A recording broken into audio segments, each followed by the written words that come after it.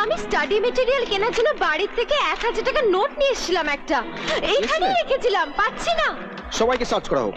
Rama, first আমাকে search করো। দেখো, ডায়েরি দেখো, আমাকে দেখো। দেড় ফুটিয়া।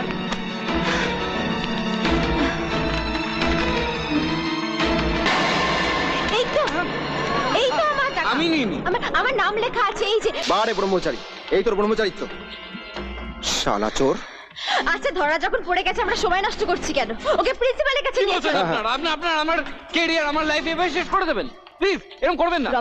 রমা, আমি কিন্তু সব বুঝতে পারছি, বেচারাকে একবার চান্স দেওয়া উচিত, ছেড়ে দে না। ওকে স্বীকার করতে হবে যে ওই চোর, ওই ব্ল্যাকবোর্ডে লিখতে হবে আমি শ্রী শুভদীপ রায় চোর।